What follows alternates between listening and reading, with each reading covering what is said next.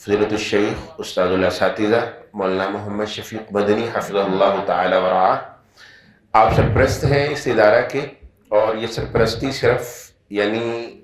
صرف دعاؤں کے ساتھ نہیں بلکہ مستقل دعا کرتے ہیں۔ اپنے بے بہا قیمتی اوقات میں سے ان تخصص کے طلباء کو مسلسل اصول فقہ، مقاصد شریعت، یہ موضوعات مسلسل پڑھا بھی رہے ہیں، تو اللہ رب العزت آپ کے علم و عمل میں برکت فرمائے، اور ہم بھی ان کا صدقہ جاریہ ہیں، پہلے بھی پڑھ چکے ہیں۔ تو میں ملتمس ہوں استاد محترم سے کہ سرپرست کے طور پر اس ادارہ کے اپنے قیمتی جو کلمات ہیں اس سے نوازیں۔ الحمدللہ رب العالمین، والصلاة والسلام علی اشرف الانبیاء والمرسلین وعلی آلہ وصحابہ اجمعین وعلی من تبعہم بإحسان الی یوم الدین۔ اعوذ باللہ السمیع العلیم من الشیطان الرجیم، بسم اللہ الرحمن الرحیم۔ کنتم خیر امۃ اخرجت للناس تأمرون بالمعروف وتنہون عن المنکر وتؤمنون باللہ۔ معزز علماء کرام اور عزیز طلباء اور ہمارے قابل احترام آئے ہوئے مہمانان گرامی، مجھ سے قبل آپ نے بڑی مفید اور اچھی گفتگو سماعت فرمائی ہے، اور اس میں یہ جو ہم دین کے پروگرام ترتیب دیتے ہیں ان کے مقاصد کا ذکر بھی ہوا ہے۔ خاص کر یہ ادارہ جس کی نئی بلڈنگ کے افتتاح کے لیے آج ہم جمع ہیں، اس کے بھی مقاصد کی وضاحت ہو چکی ہے۔ میں مختصر چند باتیں آپ کے سامنے رکھنا چاہتا ہوں، کیونکہ علماء کرام پڑھے لکھے لوگ ہیں، تفصیل سے انہیں کچھ بیان کرنے کی زیادہ ضرورت نہیں ہے۔ یہ جو ایت مبارکہ میں نے آپ کے سامنے پڑھی ہے، اس میں اللہ رب العزت نے اس امت کو یعنی امت محمدیہ کو بہترین اور افضل امت قرار دیا ہے، اور اس کا مقصد یہ بتایا ہے کہ اخرجت للناس تأمرون بالمعروف وتنہون عن المنکر۔ اس امت کو پیدا ہی اس لیے کیا گیا ہے، یہ اس لیے نکالی گئی ہے، ظہور پذیر ہوئی ہے، تاکہ لوگوں کو نیکی کا حکم دے اور برائی سے روکے۔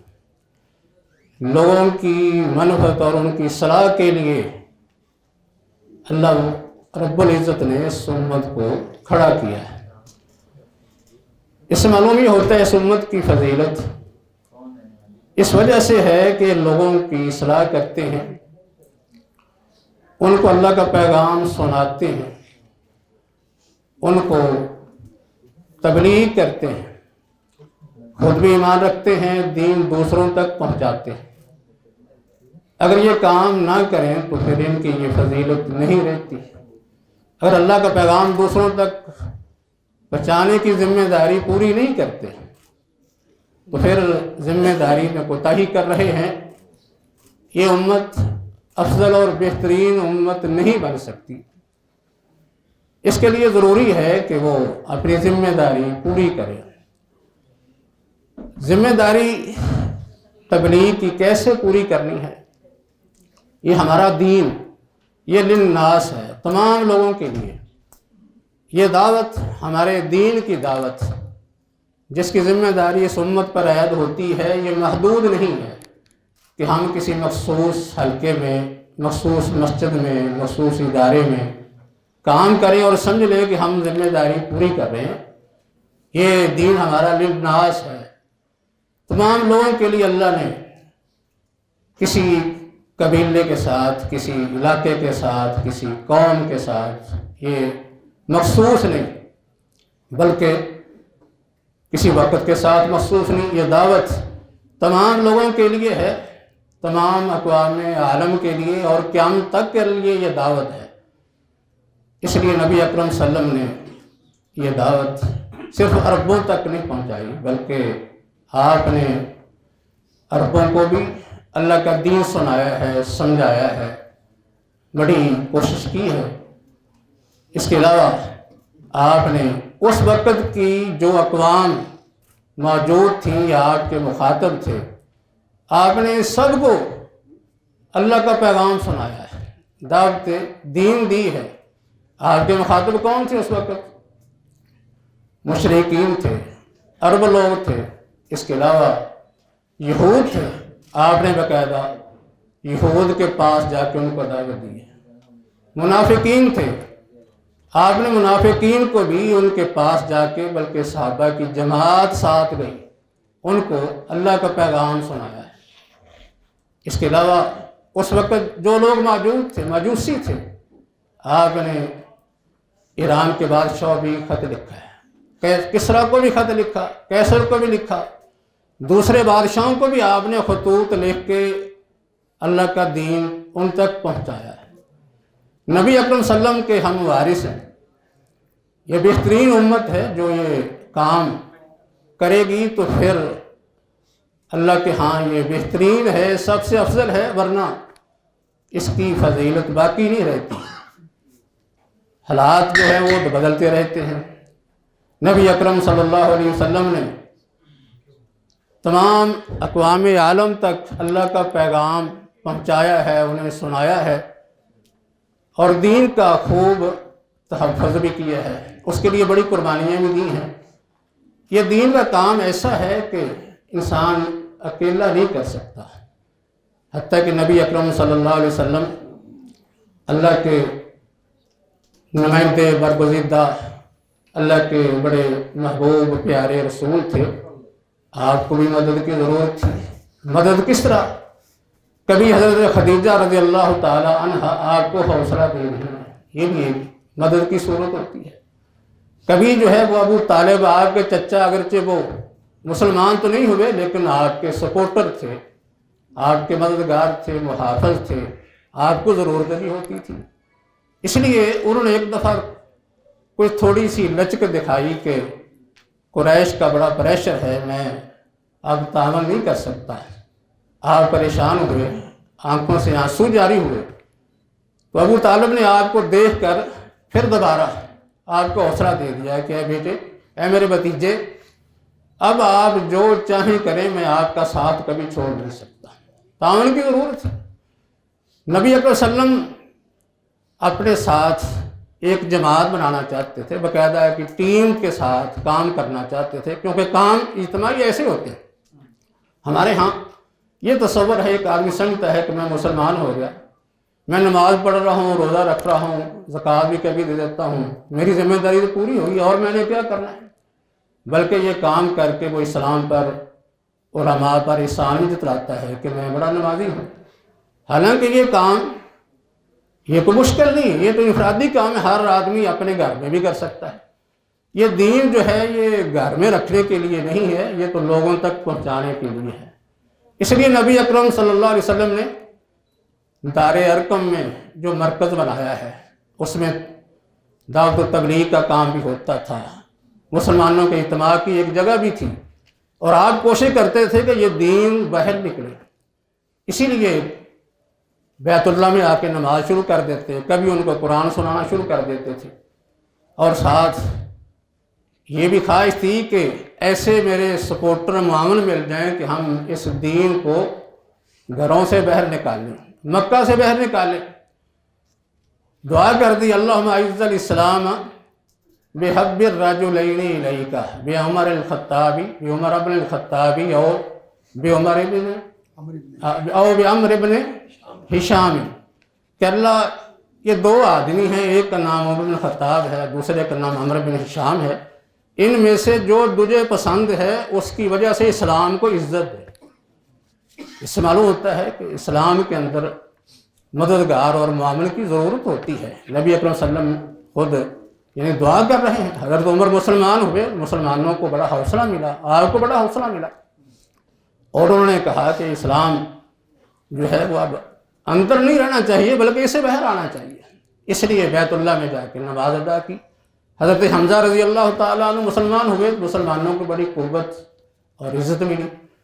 نبی اکرم صلی اللہ علیہ وسلم مکہ سے طائف کی طرف جاتے ہیں، وہاں جا کے وہاں کے سرداروں کو دعوت دیتے ہیں، کیونکہ ذمہ داری تھی، صرف مکہ تک تو اسلام محدود نہیں رکھنا تھا، دوسروں تک پہنچانا تھا، بڑی ذمہ داری تھی یہ۔ طائف میں جاتے ہیں، ان کے سرداروں کو دعوت دیتے ہیں، لیکن کوئی بھی سردار مسلمان نہیں ہوتا۔ آپ ان سرداروں کو کیا کہتے تھے کہ آؤ مسلمان ہو جاؤ اور میرے مددگار بن جاؤ۔ اسلام کے اندر جو اجتماعی کام ہے اس میں مدد کی ضرورت ہوتی ہے۔ اس لیے اگر کوئی آدمی اسی پر ہی خوش ہے کہ میں نماز پڑھ رہا ہوں، روزہ رکھ رہا ہوں، تو بس یا یہ ہے کہ میں حلال رزق کما رہا ہوں، حلال کمائی سے بہتر اور کون سی بات ہو سکتی ہے، اسی پر وہ خوش ہے، اس سے اس کی دنیا جو ہے وہ ثمر رہی ہے، دنیا میں عیش و عشرت کر رہا ہے، بس کسی کی اور فکر نہیں۔ جبکہ یہ کام جو اجتماعی ہے یہ پوری امت کی ذمہ داری ہے۔ اگرچہ بعض کام ایسے ہیں کہ جن کو عملی طور پر تو کچھ لوگ کرتے ہیں، جس طرح کہ ہمارے ہاں دین کا کام ہے، جہاد کا کام ہے، عملی طور پر تو میدان جنگ میں جانے والے کچھ لوگ ہوتے ہیں، اس طرح علم کے کام کے لیے مخصوص لوگ ہوتے ہیں۔ اسی وجہ سے ہم کہتے ہیں کہ یہ فرض کفایہ ہے، سب کا جانا ضروری نہیں، لیکن اس کا مقصد یہ نہیں ہے کہ علماء اکیلے جو ہے میدان میں کھڑے ہیں، کبھی جہاد کے میدان میں ہیں، کبھی علم کے میدان میں ہیں، کبھی دعوت کے میدان میں ہیں، اور باقی لوگ جو ہیں وہ سارے آرام کر رہے ہوں کہ ہمیں کیا فکر ہے، یہ تو فرض کفایہ ہے، علماء ادا کر رہے ہیں۔ حالانکہ ایسی بات نہیں ہے، یہ ذمہ داری اجتماعی ہے، تو پھر اجتماعی طور پر سارے لوگ اس میں شریک ہوں گے تو پھر یہ کام ہوگا۔ نبی اکرم صلی اللہ علیہ وسلم کے وقت میں ایک آدمی جہاد کے لیے جاتا تھا، عملی طور پر وہ تلوار پکڑتا تھا، تو اس کے معامل کھڑے ہوتے تھے، کوئی اسے زاد راہ دے رہا ہے، کوئی اسے اسلحہ دے رہا ہے، کوئی سواری دے رہا ہے، یہ سارے لوگ جو ہیں وہ جہاد میں شریک ہیں۔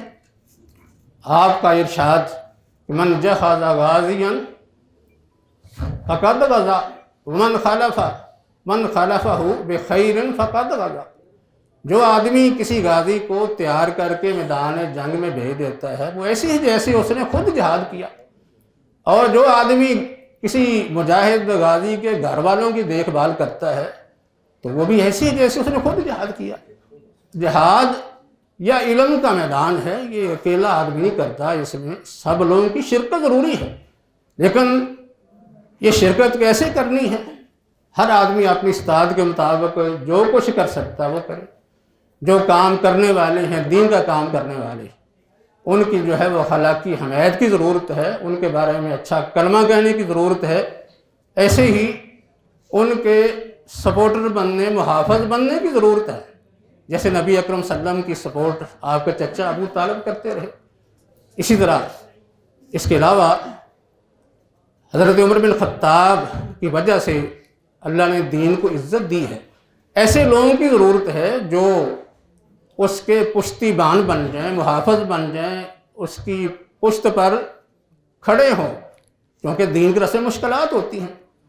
ابو بکر رضی اللہ تعالیٰ عنہ جن کی قربانیاں دین کے لیے بے شمار ہیں، نبی اکرم صلی اللہ علیہ وسلم کو جب مشرکین مکہ بیت اللہ میں اذیتیں پہنچاتے ہیں، تنگ کرتے ہیں، گھر سے دوڑتے ہیں اور جا کے آپ کا تحفظ کرتے ہیں، ان کو ہٹاتے ہیں، یعنی عملی طور پر جو کچھ کر سکتے ہیں اس وقت حالات کے مطابق وہ کر رہے ہیں، اور ان کو سمجھا رہے ہیں کہ ایسے آدمی کو مار رہے ہو جو یہ کہتا ہے کہ میرا رب اللہ ہے۔ اس لیے ہمارے مسلمانوں میں سے ہر آدمی کی ذمہ داری ہے کہ وہ ایسے کام خاص کر اجتماعی ہیں۔ ایک آدمی انفرادی کام عبادات کر رہا ہے، اس میں تو دوسرے کی ضرورت نہیں ہوتی، لیکن اجتماعی کام تو دوسروں کی حمایت سپورٹ کے بغیر نہیں ہوتے۔ اسی لیے جو آدمی کسی دینی کام کرنے والے کے پیچھے کھڑا ہوتا ہے، اس کی مدد کرتا ہے، اس کا محافظ بنتا ہے، اللہ رب العزت اسے بھی اس کام میں، اس کے اجر میں برابر شریک کر لیتے ہیں۔ کوئی مال سے تعاون کرتا ہے، مال سے تعاون کرنے والا نبی اکرم صلی اللہ علیہ وسلم کا ارشاد اس کے بارے میں بڑا واضح ہے، من انفق فی سبیل اللہ زوجین داہ خزانۃ جنت کل خزانۃ باب، اے حلم، آپ کا ارشاد ہے کہ اللہ کے راستے میں کوئی شخص 2 چیزیں خرچ کرتا ہے تو جنت کے دروازوں پر کھڑے دربان اسے دعوت دیتے ہیں، ہر دروازے پر کھڑا دربان دعوت دیتا ہے کہ آؤ کہ میری طرف آ جاؤ۔ حضرت ابو بکر رضی اللہ تعالیٰ عنہ نے یہ فرمایا تھا کہ ویسے تو ایک دروازے سے کوئی داخل ہو جائے تو اس کا کیا نقصان ہے، لیکن یہ اعزاز ہے۔ آپ نے حضرت ابو بکر رضی اللہ تعالیٰ عنہ کو بشارت دی تھی کہ مجھے امید ہے کہ جن کو جنت کے تمام دروازوں سے بلایا جائے گا آپ بھی انہی میں سے۔ تو یہ اعزاز کس لیے ہے؟ آپ جو ہیں وہ پوری اسلام کی تاریخ پڑھ لیں، نبی صلی اللہ علیہ وسلم کی سیرت پڑھ لیں، صحابہ کے حالات پڑھ لیں، ہمیں یہی چیز نظر آئے گی۔ اسلام کے اندر اہمیت اسی شخص کو ملی ہے جس نے دین کے لیے زیادہ سے زیادہ خدمات سر انجام دی ہیں۔ جس کی خدمت زیادہ ہے اسی قدر ہی اس کی اہمیت اور اس کا درجہ اور اس کی فضیلت زیادہ ہے۔ ہم دیکھتے ہیں کہ نبی اکرم صلی اللہ علیہ وسلم نے صحابہ کرام کے فضائل بیان فرمائے ہیں۔ ہم کہتے ہیں کہ بیت رضوان والے جو ہیں وہ باقی صحابہ کے نسبت افضل ہیں، اہل بدر یہ بیت رضوان والوں سے افضل ہیں، ایسے ہی جو ہے وہ اشرم وشرا وہ اہل بدر سے افضل ہیں، خلفائے راشدین اشرم وشرا سے افضل ہیں، اور ان 4 خلفائے راشدین میں سے ابو بکر سب سے افضل ہے۔ یہ اللہ نے فضیلت کیوں دی ہے؟ کتنی خدمات ہیں کہ شروع میں مسلمان ہوتے ہیں، کوئی مزاحمت نہیں ہے، آپ کو مشرکین مکہ تنگ کرتے ہیں، ان کی طرف سے اظہار ثانی ہوتی ہے تو دفاع میں کھڑے ہوتے ہیں، اور جب ہجرت کا موقع آتا ہے تو پورا خاندان ہی خدمت میں لگا ہوا ہے، پورا خاندان خدمت کر رہا ہے۔ جنگ کا موقع آتا ہے تو گھر کا پورا مال ہی سامنے لا کے رکھ دیتے ہیں۔ یہ خدمات ہیں۔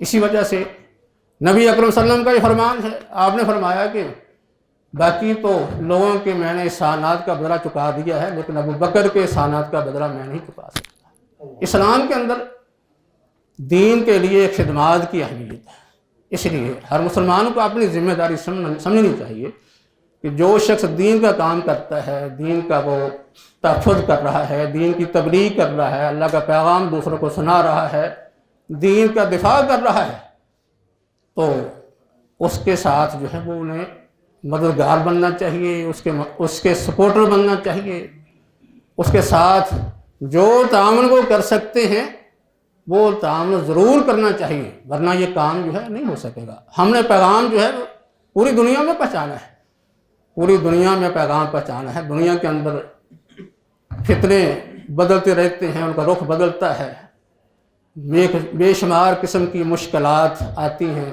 ہر دور میں آتی ہیں۔ فتنے جو ہے وہ اپنا انداز بدل کے سامنے آتے ہیں۔ ابو بکر رضی اللہ تعالیٰ عنہ کے دور میں مرتدین کا فتنہ تھا، جھوٹے نبوت کے دعوت داروں کا فتنہ تھا، کئی قسم کے فتنے۔ حضرت ابو بکر نے اس دور کے دور کا علاج کیا۔ آج اس کے علاوہ اور فتنے ہیں ہمارے سامنے بھی، قادیانیت کا فتنہ ہے، الحاد کا فتنہ ہے، اسی طرح یہود و نصارہ ہیں، اس طرف جو ہیں وہ حنود ہیں، کبھی جو ہے وہ منکرین حدیث کا فتنہ ہے، اور بے شمار قسم کے نظریات افکار ہیں جو سارے کے سارے مسلمانوں کو گمراہ کرنے کے لیے کوشش کرتے ہیں۔ یہ سارے لوگ، یہ ساری کوششیں محنتیں لوگوں کو اسلام سے دور کرنے کے لیے کرتے ہیں، لیکن مسلمان سوئے ہوئے ہیں، ان کی نظر میں کوئی فتنہ نہیں۔ وہ سمجھتے ہیں کہ ہم آرام سے ہیں، سکون میں سے ہیں، زندگی اچھی گزار رہے ہیں، مال و دولت ہے، بس زیادہ چھلانگ لگاتے ہیں تو نماز پڑھ لیتے ہیں، روزہ رکھ لیا، کبھی کبھار جو ہے صدقہ کر لیا، اور اپنی ذمہ داری سے عہدہ برا سمجھتے ہوئے آرام سے سوئے رہتے ہیں، جبکہ ایسی صورت نہیں۔ اللہ تعالیٰ فرماتے ہیں کہ ایمان والو تم کونوا انصار اللہ، اسلام کے مددگار بن جاؤ۔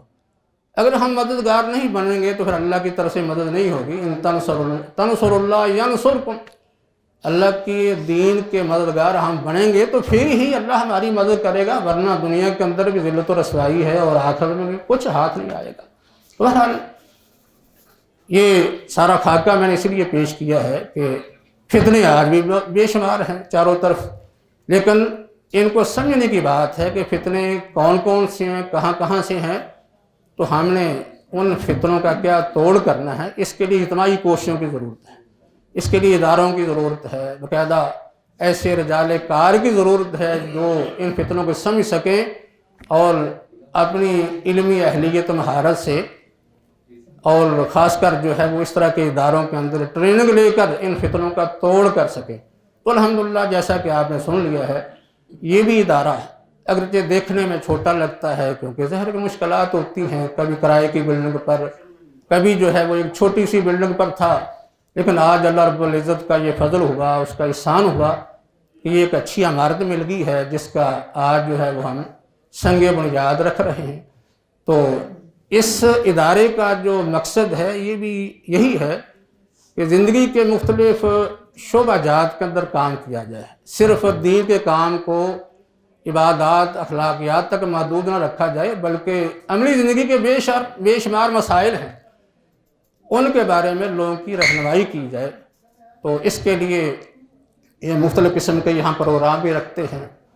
جس آدمی کے بارے میں دیکھتے ہیں وہ کسی بھی فن کے اندر ماہر ہے تو اس سے استفادہ کرتے ہیں تاکہ اس ان فتنے کو ختم کرنے کے لیے جو ہمارے اس دور کے اندر موجود ہیں مختلف فتنے، ہر فتنے کے توڑ کے لیے مختلف علماء سے یا کچھ دانشوروں سے، کچھ قوانین کے ماہرین سے وہ مدد لیتے ہیں، ان کے لیکچر کرواتے ہیں۔ مقصد یہ ہوتا ہے کہ ایک تو ان افکار کی طلباء کو رہنمائی دی جائے اور بعد میں طلباء کو تیار کیا جائے کہ ان فتنوں کا توڑ کر سکیں۔ اس لیے ادارہ الحمدللہ چومکھی جو ہے وہ ایک لڑائی لڑ رہا ہے، بے شمار قسم کے افکار پر جو ہے یہاں لیکچر ہوتے ہیں۔ کوشش یہ ہوتی ہے کہ زیادہ سے زیادہ ہم اس دین کو لوگوں تک پہنچا سکیں، کیونکہ یہ دین جو ہے وہ تمام لوگوں کے لیے ہے، تمام لوگوں تک پہنچانے کے لیے سارے کام کرنے پڑتے ہیں۔ اگر ہم محدود حلقے میں رہ گئے تو پھر حقیقت میں ہم اپنی ذمہ داری سے غافل ہوں گے۔ اس لیے ایسے ادارے جہاں بھی ہوں، اور خصوصی طور پر یہ ادارہ، اس کی جو ہے وہ سب لوگوں کو جو وہ کر سکتے ہیں، وہ اخلاقی مدد ہے، مالی مدد ہے، کوئی جسمانی مدد ہے، جس طرح کی مدد وہ کر سکتے ہیں اپنی مدد کر کے اس میں حصہ ڈالیں تاکہ اس کار خیر کے اندر سب لوگ جو شریک ہو سکے، اور اللہ رب العزت سے ہمارے اوپر جو ایک بڑی ذمہ داری اس دین کو لوگوں تک پہنچانے کی عہد ہوتی ہے اس سے ہم مدعا برآ ہو سکیں۔ اللہ سے دعا ہے کہ ہمیں عمل کی توفیق عطا فرمائے اور اس ادارے کو دن دگنی رات چگنی ترقی نصیب فرمائے۔ وما علینا الا البلاغ المبین۔ زندگی شعور سے، الحکمہ انٹرنیشنل۔